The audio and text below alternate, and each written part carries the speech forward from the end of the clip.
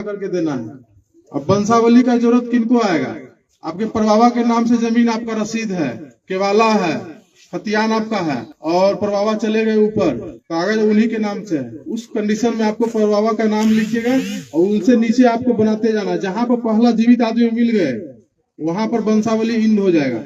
मानकर चलिए मेरे परबाबा के नाम से जमीन था, मेरे पिताजी अभी जिंदा हैं, दादाजी भी चले गए, तो वंशावली जो बनाएंगे परबाबा का लड़का, अगर तीनों का नाम मेंशन करेंगे, उन तीनों से फिर कितने लोग हुए सबका नाम मेंशन करेंगे, पिताजी पर आकर के रुक जाएंगे, फिर मेरा नाम वंशावली में नहीं आएगा।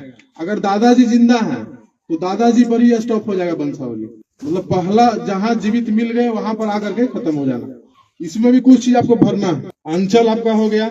अब देखिए इसमें कॉलम 3 को दिया हुआ है, जहां पर 5 लोग मिल करके जहां फॉर्म भरेंगे वहां पर उनको समस्या आएगी। ये लोग छोटा छोटा लिख करके 5 लोग का नाम इसी में लिखना है आपको, क्योंकि जो फॉर्मेट है उसी में भरना। 3 लोग तक के लिए सफिशियंट फॉर्म है वंशावली वाला। उसके बाद फिर आपका देखिए इसमें कॉलम है निवासी, ग्राम, पुलिस थाना, अंचल, जिला, जाति। फिर आपका देखिए लिखा प्रपत्र 2 में अंकित है स्वर्गीय। अभी 90% लोगों के पास जो रसीद आपका कट रहा होगा जमाबंदी, वो उनके नाम से कायम है जो पृथ्वी पर अब है नहीं, तो स्वर्गीय में उनका नाम आएगा, उनके पिता का नाम। फिर आपका है रायस ग्राम और फिर आपका आ गया ग्राम। तो जिनके नाम से रसीद कट रहा है उनका पता फिर पूछा जा रहा था। जो आपका पता है वही आपके दादा का भी पता होगा, तो पता आपका सेम हो जाएगा। फिर आपका है जमाबंदी क्रमांक संख्या, तो जिनके पास 1-2 जमाबंदी होगा भर दीजिएगा। उसके बाद फिर आपका है अंकित खाता संख्या। एक चीज समझिए, हो सकता है किसी के पास 8 खाता में जमीन होगा, 10 खाता में होगा, क्योंकि केवाला लिए होंगे तो अलग अलग खाता का जमीन हो जाएगा। फिर इतना यहाँ पर स्पेस नहीं है कि आप 200 खाता का मेंशन कर पाइएगा, तो 1-2 खाता लिख के वगैरह कर दीजिएगा। फिर आपका खेसरा संख्या, अगर आपके पास 2 प्लॉट है तो आप आसानी से भर दीजिएगा 2 खेसरा। जिसके पास 30 गो प्लॉट होगा तो उसको 1-2 प्लॉट को लिख करके वगैरह कर देना। फिर आपका आया रकबा। रकबा में टोटल जमीन जितना होगा सबको जोड़ करके लिखना है। कट्ठा बीघा में नहीं भरना है फॉर्म, डिसमिल में भराएगा आपका। जो भी आप रकबा मेंशन करिएगा वो आपको डिसमिल में करना है या फिर एकड़ में करना है। फिर आपका है याचिकर्ताओं का हस्ताक्षर। जो लोग फॉर्म भरेंगे उनका साइन होगा। 3 लोग फॉर्म भर रहे हैं, तीनों का ज्वाइंट, तीनों का साइन होगा। 5 लोग भर रहे हैं, 5 का साइन होगा। इसी के पीछे में आपको वंशावली बनाना है। अभी सब बताएंगे, अभी आप जा रहे हैं कहीं जल्दीबाजी है, सुनिए। इसी के पीछे में आपका वंशावली बनेगा। जैसे बोले अभी परबाबा के नाम से जमीन है तो उनका वंशावली, या फिर आपके दादाजी के नाम से जमीन है। कुछ केस में ऐसा होगा जिनके पास कागज अप टू डेट है। मान के चलिए मेरे नाम से सब जमीन है, हम जोत कर रहे हैं 20 साल से, सारा कागज मेरे ही नाम पर है, तो हमको वंशावली पीछे में बना करके देने का जरूरत नहीं है। वंशावली उनको देना जरूरी है जो कागज है लेकिन वो जिंदा नहीं है। इसी के पीछे फिर आपका एक चीज और है, देखिए वंशावली में 2 पेज, इसमें भी सेम आपका वही है जो प्रपत्र 2 में आप भरे, रैयत का नाम, पिता का नाम, अस्थायी पता, खाता, खेसरा, रकबा। अभी प्रपत्र 2 में हम बोले कि हर एक प्लॉट का चौहद्दी लिखना है। इसमें भी आपका चौहद्दी है लेकिन उसको आप खाली छोड़ दीजिएगा, इसमें चौहद्दी नहीं भरना। फिर आपका जमाबंदी संख्या भरिएगा, साइन करिएगा। अब समझिए, जिनके पास 2 प्लॉट होगा, 3 प्लॉट होगा, उनका 1 पेज में ही भरा जाएगा। जिनके पास 15 प्लॉट होगा, 20 होगा, 50 होगा, उनको ऐसा 1 पेज में आपका मुश्किल से 4 प्लॉट ही आ पाएगा। अगर आप साफ सुथरा भरिएगा तो 4 प्लॉट आएगा। किसी के पास 20 प्लॉट है तो ऐसा उनको 5 पन्ना का जरूरत पड़ेगा प्रपत्र 2 का। ये आपका हो सकता है 1 ही में हो जाएगा वंशावली वाला आपका, ठीक है। ये आपको पन्ना ज्यादा जरूरत होगा। जिस अनुसार से आपका रहेगा, 20 प्लॉट है, 50 प्लॉट है, तो उसके अनुसार से 10-15 पेज भी आपको लग सकता है। कोशिश ये करना है कि साफ सुथरा भरिए। नहीं समझ में आता तो आपके मौजा के जो अमीन साहब है उनसे पूछिए, या फिर हम लोग का जो ऑफिस है पंचायत सरकार भवन हरपुर, अभी हम लोग गांव घूम करके ग्राम सभा कर रहे हैं।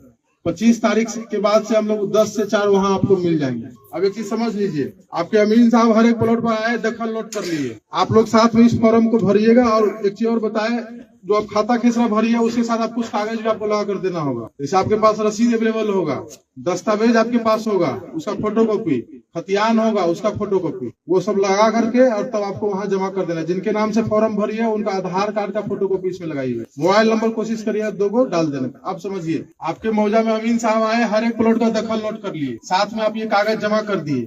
अब उस दखल को आपके द्वारा जो कागज दिया गया उसका मिलान होगा कि आप जो जमीन जोत रहे हैं उसी का कागज दिए कि नहीं दिए।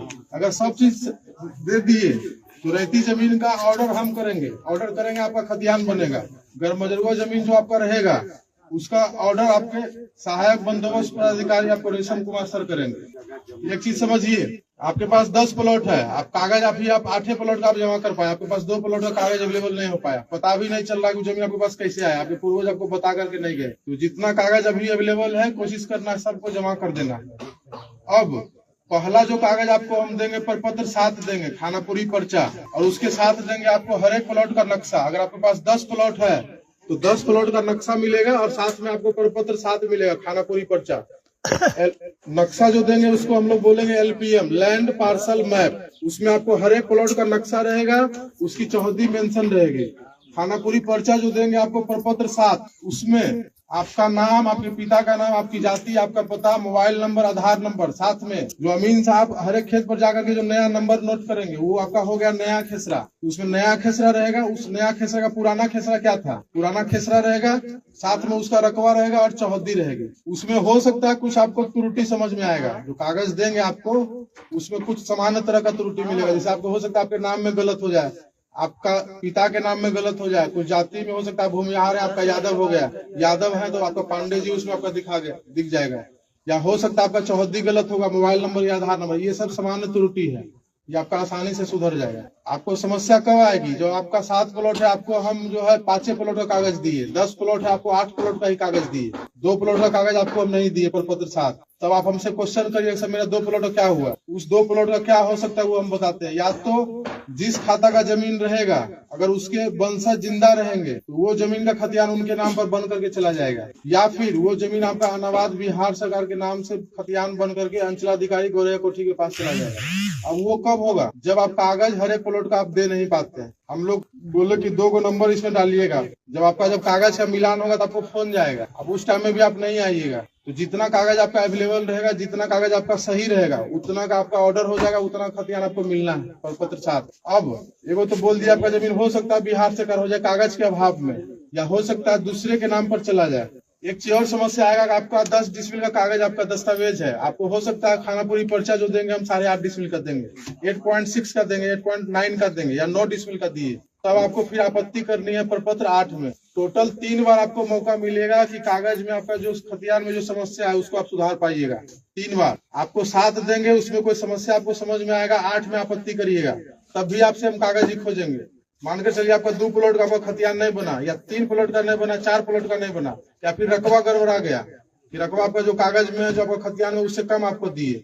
ये भी हो सकता है कि कुछ लोग का रकबा बढ़ करके आएगा। आप समझिए कि रकबा गड़बड़ा कैसे रहा, और जो रकबा आपको जो देंगे हम अभी तो आपको हम ये नहीं बताएगा आप अमीन साहब आपके प्लॉट पर जाएंगे तो आपका प्लॉट नापेंगे, ये तो हम नहीं बताए।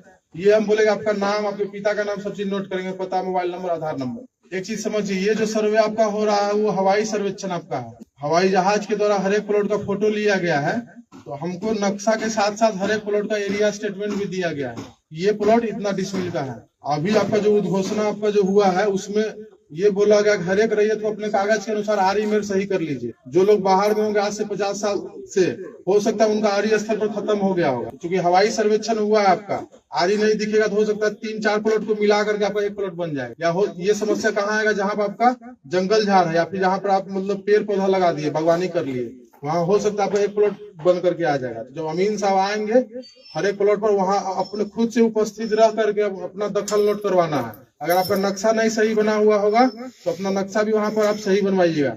ये भी कुछ लोग को मालूम होगा कि हम 10 साल 15 साल से खेती नहीं कर रहे हैं, हर एक साल आदमी धान लगाता है, दोनों तरफ चारी छटता है, 100 साल से आरी छटा रहा है, समझिए आपका खेत कहाँ से कहाँ पहुंच गया। ऐसे भी आप अमीन साहब को आप नापने के लिए लाते हैं तो कोई बताएंगे उत्तर निकल गया, कोई बताएंगे दक्षिण निकल गया। अगर आप खेत पर रहिएगा आपको मालूम चलेगा कि मेरा जमीन ये कागज के अनुसार से कम है, जो अमीन साहब जाएंगे वहां पर आप नक्शा भी सुधरवा सकते हैं उनसे। और एक चीज और है, अगर आप खेत पर नहीं रहिएगा तो हो सकता है बगल का आपका आदमी हो सकता है आपके जमीन पर अपना भी दखल लिखवाने का कोशिश करेगा, उसमें फिर आपको दिक्कत होगा। अमीन साहब उस खेत पर आ गए, दखल नोट कर लिया, आगे बढ़ गया, फिर आप ये सब वापस चलिए, तब मुश्किल आएगा। फिर आपको अमीन साहब से फिर रिक्वेस्ट करना होगा कि सर वापस चलिए, वहां पर हमको दखल दिखवा दीजिए किसका।